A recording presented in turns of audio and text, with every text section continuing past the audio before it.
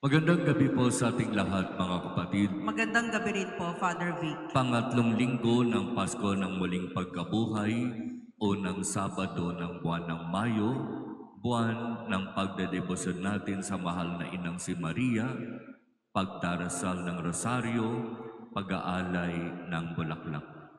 Sa ating Ebanghelyo, narinig natin ang napakagandang kwento matapos na si Jesus ay muling mabuhay at matapos na sila ng kanyang mga alagad ay muling magkasama-sama. Nangyari ito matapos na sila ay magdesisyon na mangisda. Halos alam nila ang gawain ng kung papaano mangisda. Pero kung bakit naman sa magdamag ng kanilang paghahagis ng lambat sa lugar kung saan alam nila makakahuli sila ng maraming isda, wala silang nahuli. At halos magdidesisyon na sila na bumalik na lang sa Pampang. Wala talaga. Anong gagawin natin? Magpapakapagod pa ba tayo? Halos magdamag buong gabi hanggang mag-uumaga, naghahagis tayo ng lambat pero wala talaga. Matulog na lang tayo, magpahinga sa bahay. Tapos biglang merong mama doon sa Pampang nagtanong, "Mga anak, may huli ba kayo?" "Wala po." "Ihulog nyo ang lambat sa gawing kanan ng bangka at makakahuli kayo." Makapangyarihan ang salita ng mama. Hindi nila kilala yung mama na nagsabi. Pero dahil makapangyarihan ang kanyang salita, sinunod nila. Muli silang pumalaot, inihulog ang lambat sa gawing kanan ng bangka at maya-maya nung iaangat, hindi na nila ito maiangat dahil sa dami ng huli.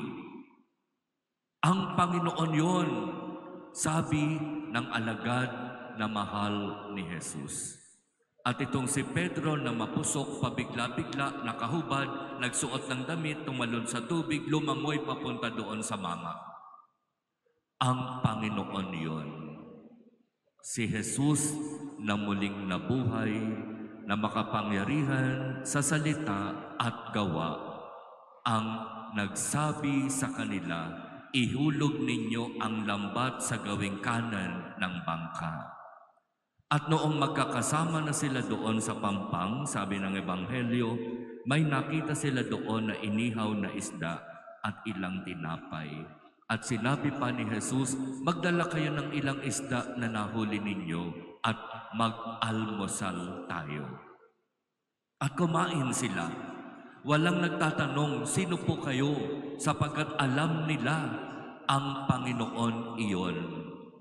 Kaya sapat na yung magkakasama sila, sapat na yung naging kanilang karanasan para sila ay masaya na magkasama-sama sapagkat itong si Jesus na kanilang Panginoon ay totoo ngang muling nabuhay.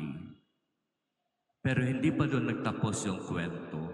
Sabi ng Ebanghelyo, pagkakain nila, tinanong ni Jesus si Simon Pedro, "Simon, iniibig mo ba ako ng higit kaysa sa mga ito?" "Opo, Panginoon, alam ninyo yan." Pero hindi pa yon ang sagot na gusto ni Jesus. Pangalawang beses, muli tinanong niya si Simon Pedro, "Iniibig mo ba ako?"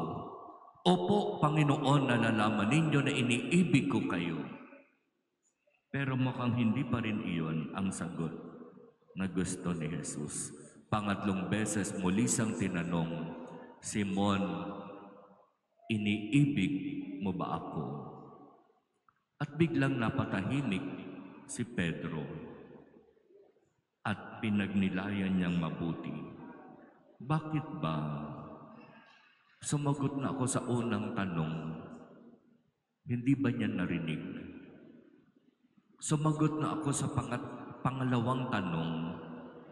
Hindi pa rin siya masaya. Bakit kailangan 3 beses na tanungin niya ako kung iniibig ko ba siya?"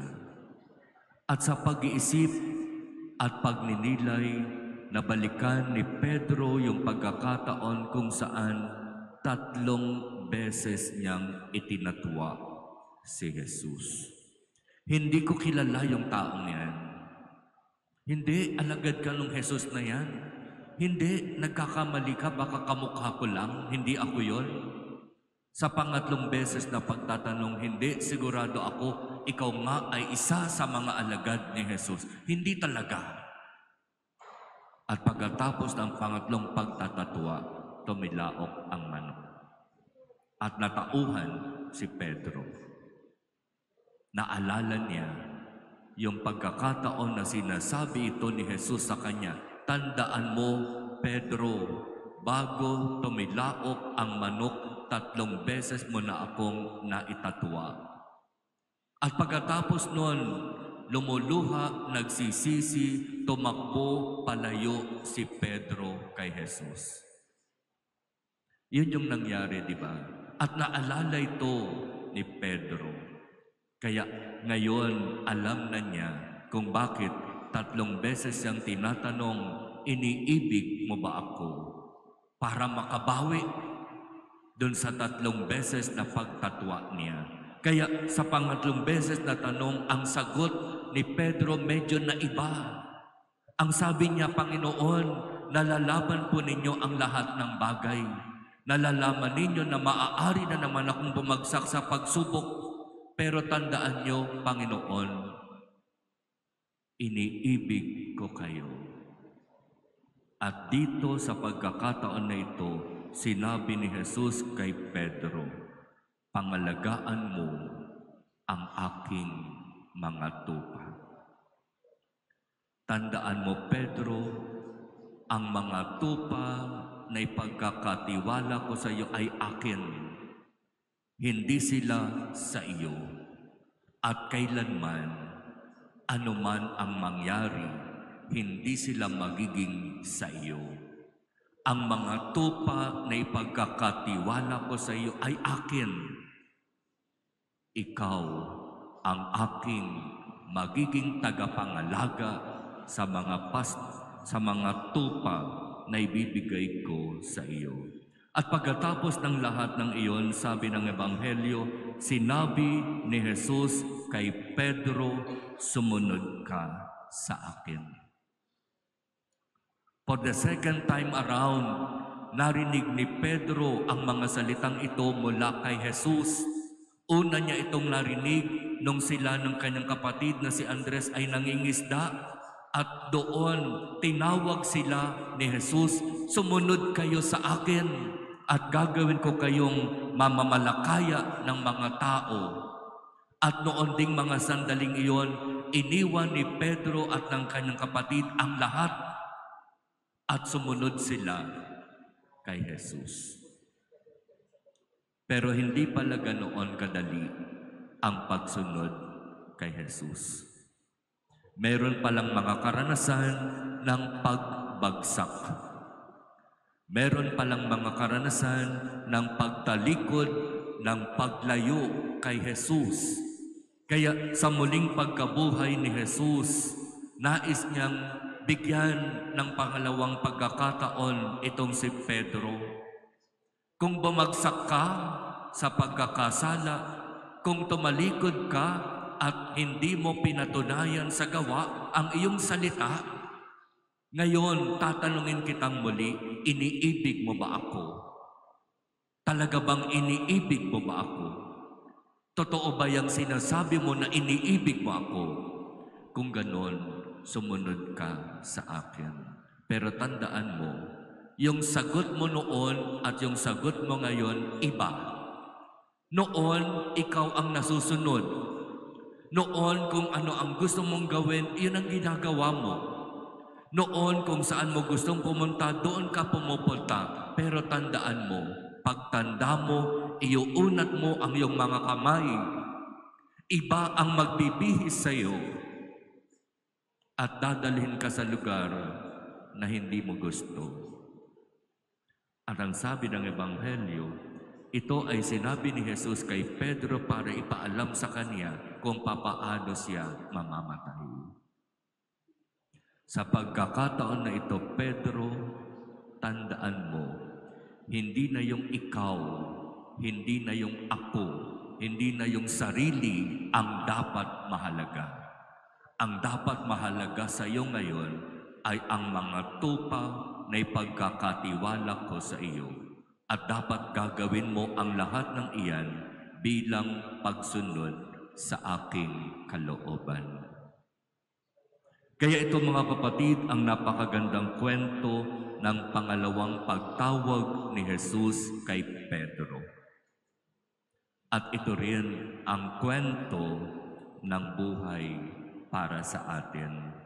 Sapagkat katulad ni Pedro, sa maraming beses, tayo rin ay bumabagsak sa kasalanan. Sa maraming beses, tayo rin ay tumatalikod at lumalayo kay Jesus. Pero merong palaging second chance. Meron palaging ibinibigay na pangalawang pagkakataon ang Diyos. At huwag nating sayangin yung pangalawang pagkakataon na yun. Kay Pedro, matapos nabigyan siya ng pangalawang pagkakataon ni Jesus, pinatunayan niya sa salita at gawa talagang mahal niya si Jesus. At handa siyang mamatay at mag-alay ng buhay alang-alang kay Jesus. At ipagkaloob nawa ng Diyos sa atin ang biyaya ng tunay na pagsunod, pagkilala at pagmamahal kay Jesus.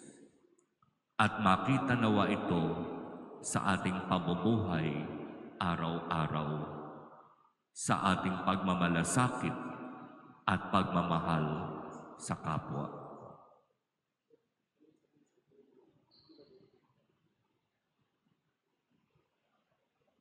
Amen.